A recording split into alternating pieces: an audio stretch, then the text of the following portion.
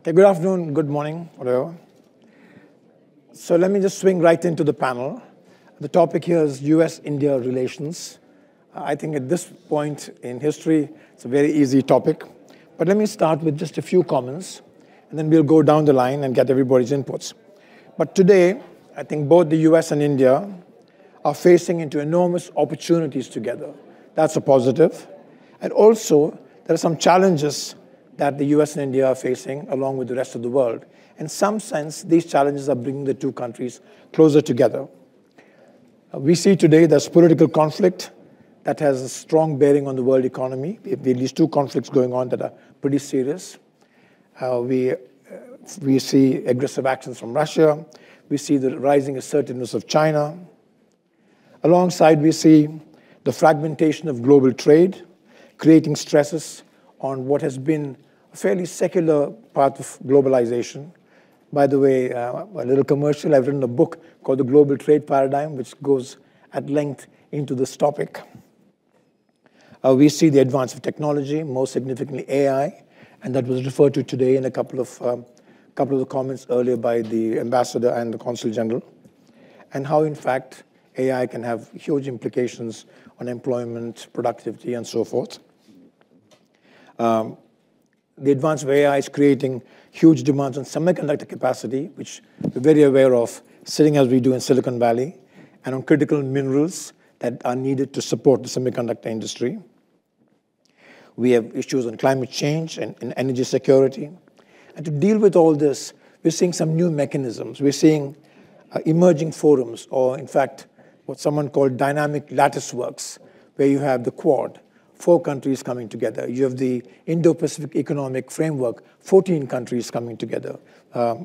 You have the I2U2, 4 countries in the Middle East, including the US and India. So we've got various mechanisms that are being created because some of the prior mechanisms didn't quite work.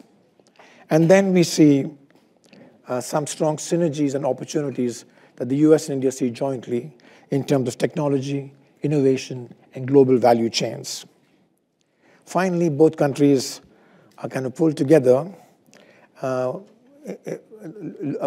a common view or a common, perhaps, distrust of what China wants to do and what are China's goals and what is China's posture.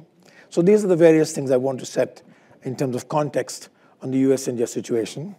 And what we have each panelist will focus on a specific part of this. Dinsha will talk about the strategic dimension. I will then pick up on the economic dimension. James will look at the US-India relationship in the context of other dynamics in the world. And Emma will focus on the very important people-to-people foundation of the relationship. I'm not going to introduce each one of them because the bio is in the book that you have. So with that, let me turn it over to Dinsha. Thank you. Thank you for having me as well. It's a great honor to be here, and I've been learning a lot. I usually work on issues related to education, public health, and the like, but occasionally I make the mistake of commenting about strategic affairs. Hoover conversation with India. Hoover, yes, the Hoover program in US-India. So I definitely sometimes veer into this lane.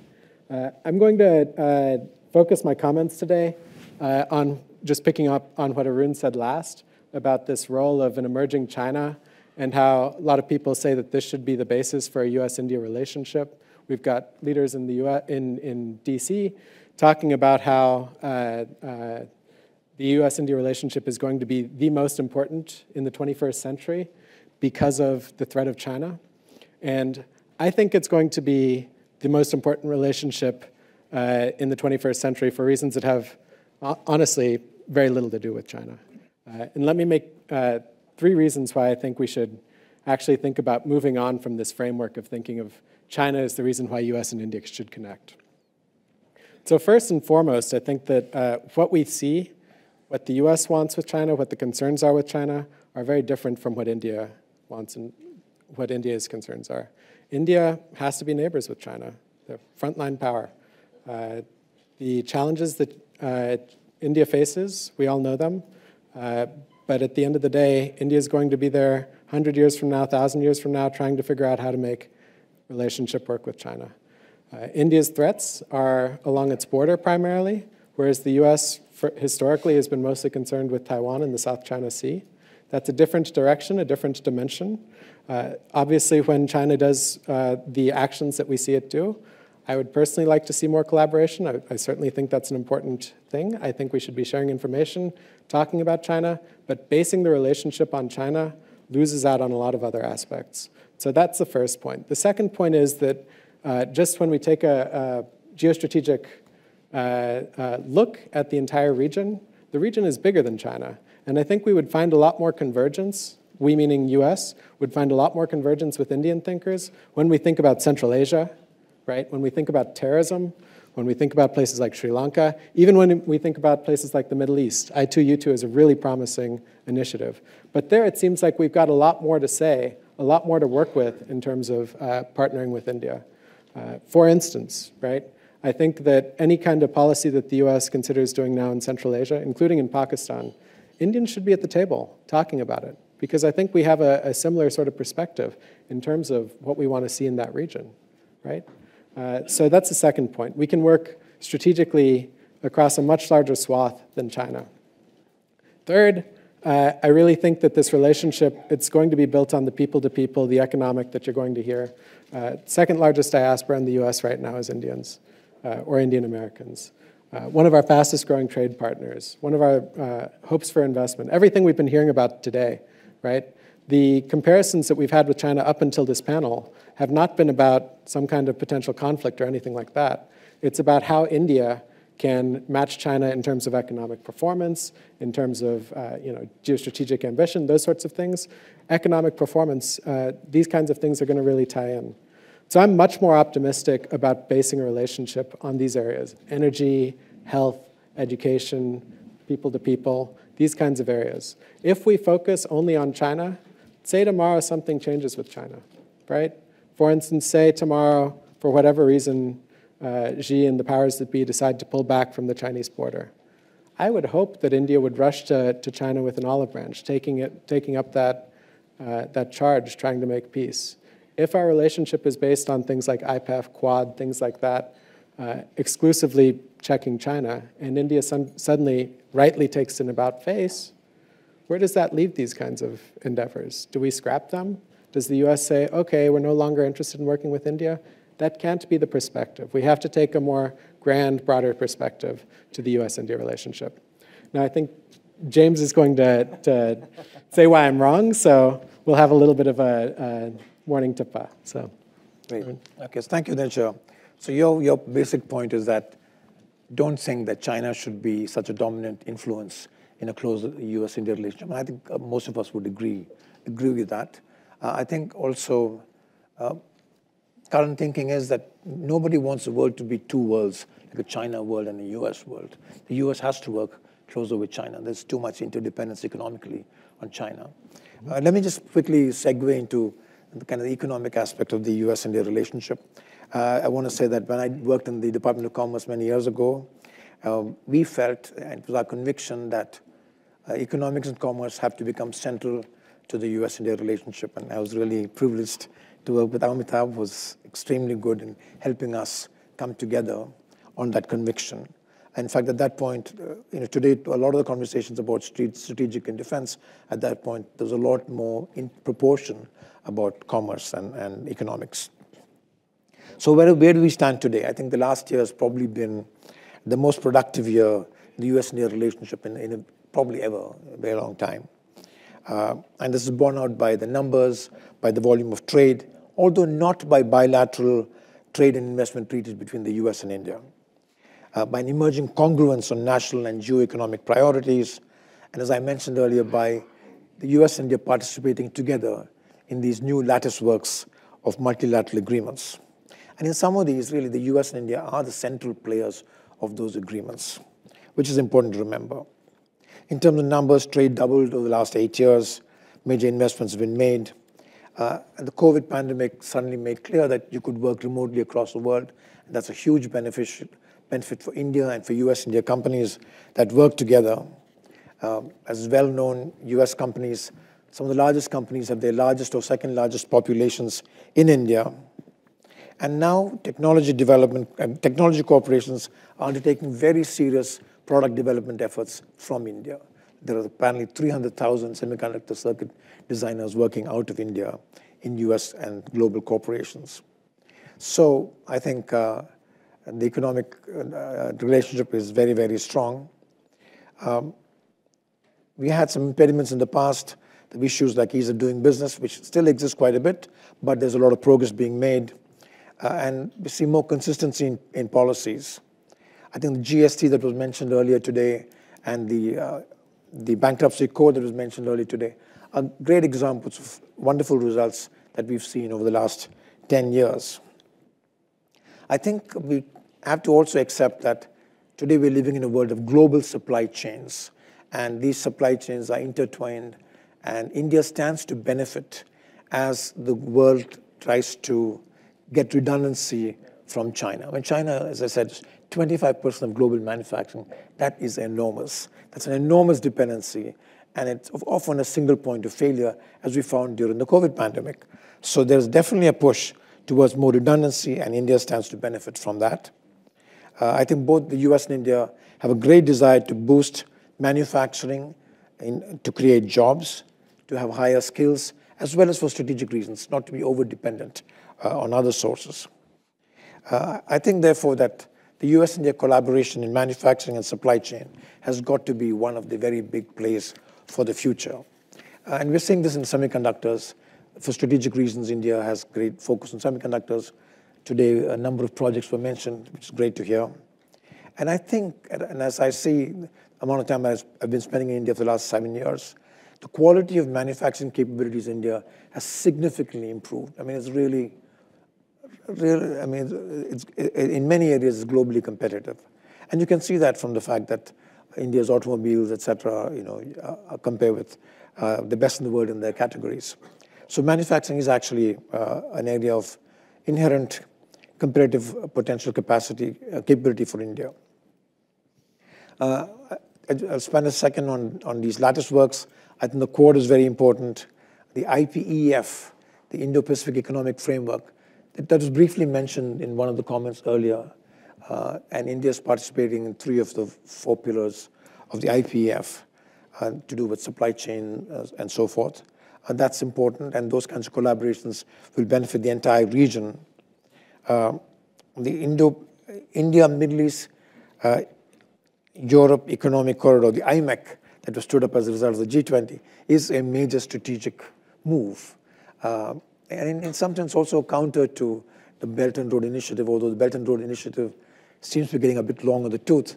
But this could be a very dynamic program, and I think that India is very central to that space as well. Technology was mentioned a few times. More and more we'll see increasing collaboration between India and the US in critical and emerging technologies. I think in the future, conversations and even contentions will be less about trade and more about technology. So it's good to see the US and India coming together under the ICET framework. So where do we go from here over the next several years? The economic dimension, I can only see increasing and intense collaboration between the two countries in the public sector and the private sector. As India becomes the 3rd largest economy, it will become an increasingly important market for US companies, providing another incentive. Now, you've got to also put this in a bit of perspective. China was very attractive to the US because also a very large internal market. India is growing today at, let's say, 7% or 7.5%. On a base of about 3.7 trillion.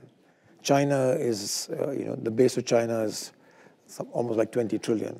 So they have a bigger base, and so it's going to take a while for us to catch up to be equally attractive, but I think we could well be on the right direction. Looking even further, how will the dynamics between the US and India go? I would hope that as India becomes more powerful economically, as China has, we're able to manage between the two countries a more comfortable dynamic. I think today we see a lot of conversation between the two countries, increasing trust, and I hope that can be maintained even as India becomes more and more powerful economically.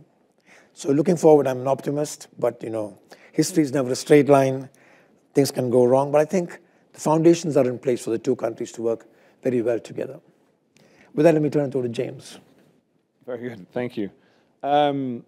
So I lived in India for 5 years as a foreign correspondent, writing mostly about business, but for the last 7 years I've lived in Singapore looking at geopolitical developments. Most recently I ran the International Institute for Strategic Studies office in Singapore, which runs the Shangri-La Dialogue Defense Summit, where the United States, China, and India would attend to talk about regional geopolitical issues.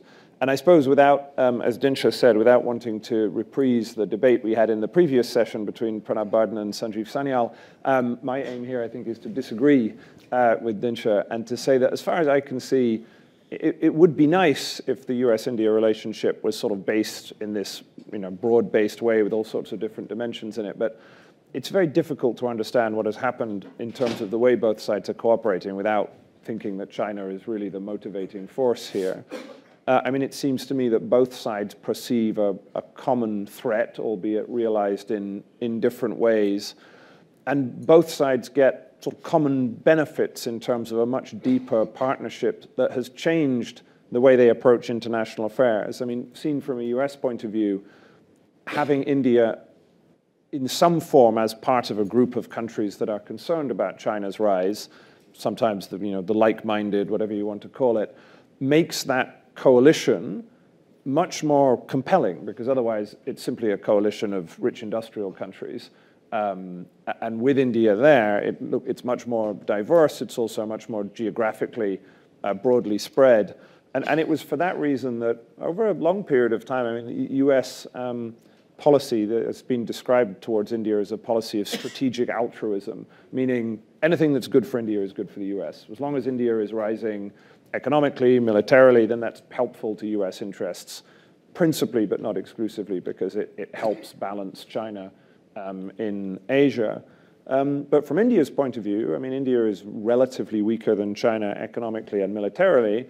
It is in the process of catching up on those two metrics, but it's not there yet, and therefore its only real option internationally is what the international scholars call external balancing, which means being friends with people with whom you can form partnerships. And while the public rhetoric of India's government often talks a lot about an omnidirectional, multi-directional foreign policy, really what has happened over the last decade is that India has vastly improved its relationship with the United States, with the Quad countries, with Japan and Australia and South Korea, and with the Europeans, because those are the countries from whom you get most benefit in terms of technology, defense cooperation. I mean, it's not exclusively those countries.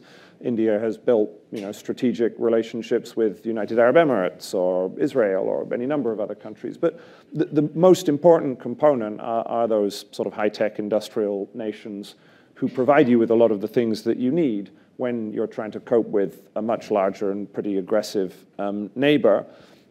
And so some of the examples that we talked about already, so ISET, the technology partnership, which has been a very interesting reconfiguration of the US-India relationship around technology. That's not sort of fundamentally about China, but it is a way of building a new form of partnership with sort of China working in the background.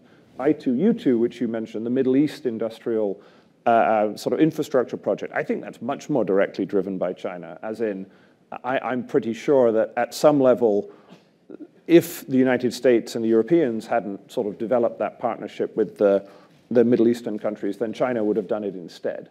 And so often there is a sort of direct competitive relationship. So in a sense, I feel like it's okay to admit that China is the sort of part of the motivating factor here. India and the US do not have identical interests. India is principally concerned about South Asia, the Himalayas and the Indian Ocean and China's position there. The United States is principally concerned about East Asia and Taiwan. Ashley Tellis wrote that article that many of you will have read last year saying that the US has made a bad bet on India. He didn't write the headline, but the gist of it was just, we need to be realistic about the fact that the US and India have overlapping interests in some areas, but India isn't going to get involved in a future conflict over Taiwan because it doesn't perceive it to be in its own interest, just in the same way that India didn't join the predominantly Western-led coalition against Russia because it doesn't perceive joining a coalition against Russia to be in its own interests. But at the same time, India, in a sense, I saw the other day an article which said that the India relationship with Russia is in a form of managed decline, as in if you think of India's strategic portfolio of relationships, it has historically been a bit overweight on Russia and is now going to re-rate in favor of other countries, some of which will be Western and some of which will be, like the United Arab Emirates or Israel. And so India is in, as my former boss John Chipman used to say, a sort of process of dynamic portfolio management of its international relations. And it has become more overweight on the US, it's becoming a bit more underweight on Russia, and lying behind that realignment, I think, fundamentally, is the concern about China, and we can agree or disagree on that. Thank you. Okay, thank you, Dinsha. Thank you, James. Emar. Yeah, I want to focus on the history of the diaspora, where the diaspora has gone, how diaspora can work with India as it gets to 100 years old. So just a quick history on the diaspora. There are about 30 million people who live outside of India, of Indian origin. The first migration happened during colonial rule, when a lot of Indians went as indentured labor to a lot of different countries. That migration stopped when India became independent, and then a new migration started, let's say 30, 40 years ago, when Indians went to study abroad. They went to US and UK and Canada, and now more recently Australia. That set off a complete new trend of migration where people went as qualified, people into geographies where they needed a lot of talent, like the US. And suddenly, the US population of Indian immigrants has grown to almost 5 million now, okay, out of the 30 million. So these are big increases in population to the US. Same thing with Canada, same thing with now Australia. Now, almost 3 to 4% of Australia is Indian. Very little known fact. There's 750,000 Indians in Australia, right? So suddenly, a lot of countries are getting a new class of immigrants, highly qualified, highly motivated, and want to generate income, wealth, and they're also tied to India, right? So these are the two different types of diaspora we're dealing with. Is the old diaspora that went as indentured labor, and then the new class of Indians who've gone in as educated people, right? So that's what we're dealing with. Now, as a group together, this 30 million people have helped India tremendously. Last year, it's not gone unnoticed by government officials here in the audience that the diaspora contributed 110 billion, that's B with a billion, of remittances to India last year. And it's only growing every year. These remittances also are changing in terms of demographic. Initially, a lot of money came from the Middle East, where Gulf country workers were sending money. Now that demographic mix has changed to where Western diaspora are investing in India. One of the things that happened recently, I think there was a new apartment complex in Gurgaon that had 1,000 apartments up for sale. I think they closed the deals in 3 days. The fact with that was 25% of those new apartments that ranged from $2 million to $5 million were purchased by the diaspora. So again, the mix is changing in terms of how the diaspora is investing in India, right? So the diaspora can actually contribute both in terms of buying real estate, investing in companies, investing in mutual funds, and so forth, in a very different way than the older diaspora did, okay? So this has to be kept in mind. Now, also, the diaspora is very influential in foreign policy terms, in terms of how it can help India as well, right? There are now 12 prime ministers and presidents of Indian origin in the diaspora, 12. Okay? The prime minister of Portugal, the prime minister of Guyana, the president of Singapore recently was of Indian origin. So again, there's a whole host of people in the political side that have some ties to India that can be helpful. Also in the Fortune 500, Indiaspora has produced a list of almost 70 CEOs in the Fortune 500 who are of Indian origin, and most of them are first-generation Indians, okay? So that comes into play as well. And so I think by using this, the diaspora is rising, India is rising at the same time. I think we can help each other grow in stature, grow in influence, and grow in success. So one of the things that the Indian diaspora is also doing in countries where we live is to actually showcase the impact of the diaspora. It's not just generating income or generating wealth, but the soft facts of how the Indian diaspora is helping the countries we live in. For example, in the US, there are about 100,000 Indian doctors, right? Even if you do the math, they serve 10 patients a day.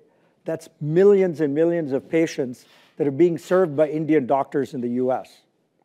7% of the doctors in the US are Indian, right? And this is pretty similar in many other countries Indians live in. Same thing with education. I mean, this is being held at Stanford. We estimate there are between 10 and 20,000 Indian academics in the US. And let's say they teach 100 kids a year.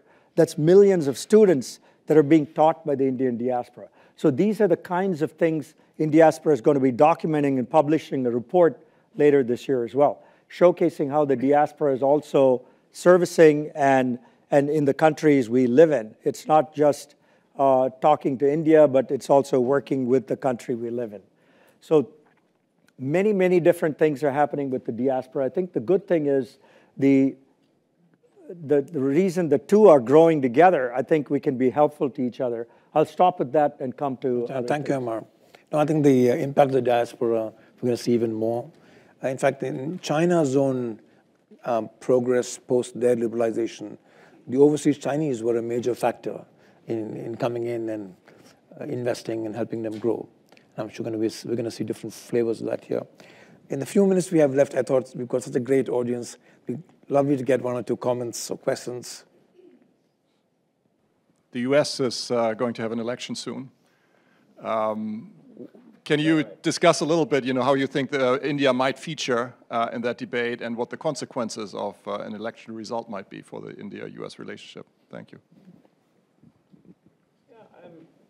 That is an interesting question. I think India is much more sanguine about the potential return of President Trump than other Western powers. So I was in Brussels recently, and the just sheer rising panic about this prospect in Europe is palpable.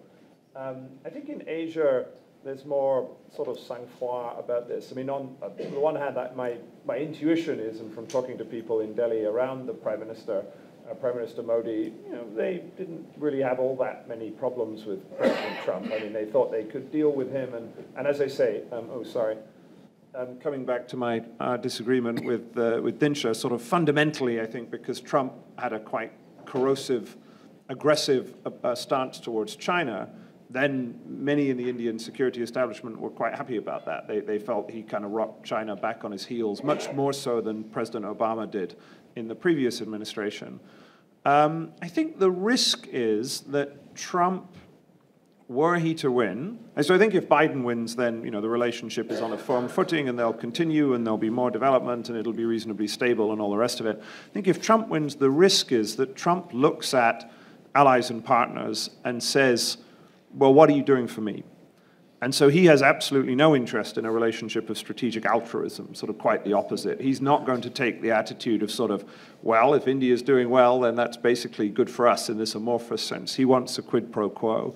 And already in Washington, even amongst the kind of the pro-India crowd that Dinsha mentioned, which definitely exists in the Pentagon and the State Department, everyone's very pro-India. They want this relationship to succeed. But there is a sort of underlying concern that sort of we're giving quite a lot to this relationship and we're not getting very much back in return. And that creates a risk, as in they're worried that people in Congress will sort of start saying, well, like, are we getting enough out of this? Is this enough of a partnership? India's not going to support us in Taiwan when we need it. They didn't support us in Ukraine. So we're doing lots of useful things for India, but what are we getting out of it? And I think on the Democratic side, they say, okay, well, let's look at the bigger picture here. This relationship is very strategically important, and therefore, let's just move forward with it, and good things will follow. I don't think President Trump would take that attitude. I think he would want a more sort of specific quid pro quo, and therefore India probably needs to think about how it would manage that. But I feel like India feels that it would be able to manage that relationship. What do you think, Dinsha? Yeah, I think I wouldn't add much more to what James said. I would mention, however, just in a different dimension, one of the nicest things that we've seen about the election, if we can find anything really heartening about it, we had two candidates on the Republican side that didn't run from their Indian identities at all.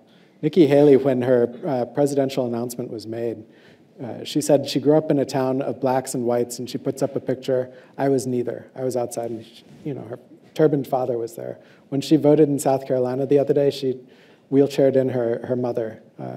She wasn't running from her identity like we've seen candidates previously. Similarly, Vivek Ramaswamy made the argument that Hinduism links to American values in a beautiful way and talked about his Indian ancestry in a really nice, heartening way.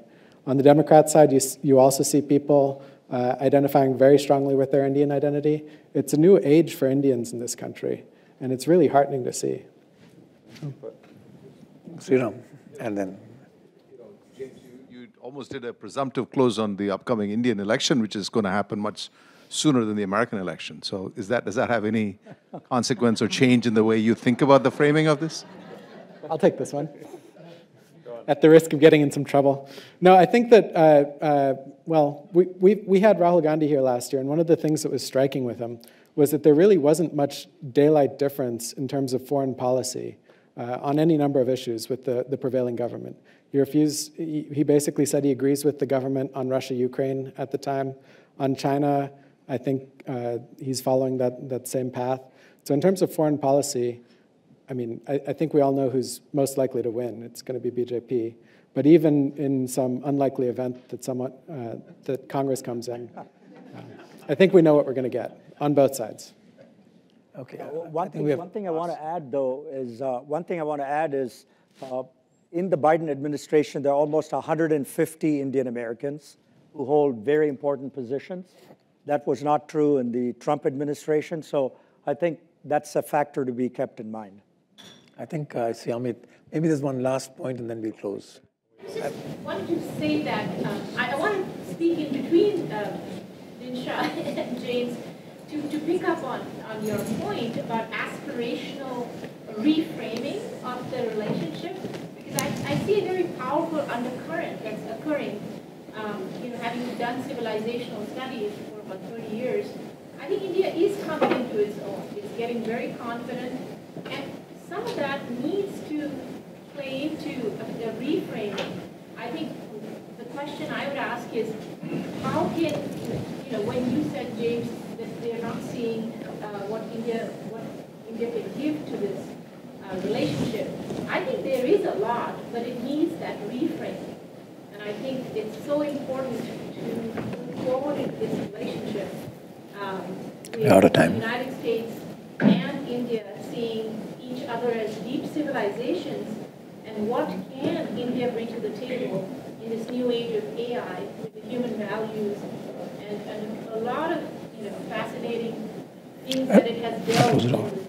I mean, I'd say with all due respect, and that's a great topic, but it'll take a long time to deal with, and I see Amit already showing me the... No, you can just take one more. You have 1 more minute, please. Go ahead, James. I think that's an interesting idea. I mean, I think the bigger challenge is that the United States is not a civilizational, so it doesn't have a civilizational worldview. And in that sense, India has more in common with China. And that's sort of part of the sort of enduring tension that the US liberal internationalism is not really one that deep down India shares. And therefore, that's why I sort of view this as more of a marriage of convenience than a love marriage, if you see what I mean. I want to add one thing, James. I want to add one thing. You said, what is India giving to the US? I think India's export of human capital in the next decade is something the US and other countries will want to have. I call it the geriatric economy that's coming in all the Western countries. They're going to need doctors, nurses, they're going to need staff, and India is going to be able to provide that. I think that's what US is going to get back. It's surrounded. All right, I think I'll wrap it up. Yeah. Sorry. I'd say, well, thank you. It was a great conversation. Sorry I couldn't take, I think we're really out of time, so thank you. Let's catch up separately with the panelists after this. So thanks again. Rajat, you have a comment or you have a question? Okay, go ahead. Amit, as long as we have... Very quick question. I really like the narrative of Arun Kumar on how the diaspora has changed, the changing nature of the diaspora. But how do you think the engagement of the diaspora with India has changed over time? Can you talk a little about that? Yeah, I think it's changed for the positive in terms of just the bridges, the number of direct flights from San Francisco to India, the 17 flights a week, right? I mean, things. I think the investments. I think there are tons of diaspora investing in India. That says it all in my mind. Why are they investing in India, not in the U.S.? A lot of capital is going to India from the diaspora. Personal wealth is going to India. So that says it all. And just on the economic, you covered the economic really well, but politically, it's amazing to me when we get, for instance, a group of generals who come, 20 generals might come from National Defense College. You ask them, how many of you have relatives in the US? Half the hands go up, right? That has some kind of effect because they're observing what's going on in this country. They're getting better understanding of what's going on in this country. There's more communication that's happening from a lower level, person-to-person level that then manifests in really important ways for the relationship. It's a very good point. Great. Okay, thank you. Thank you. Thank you.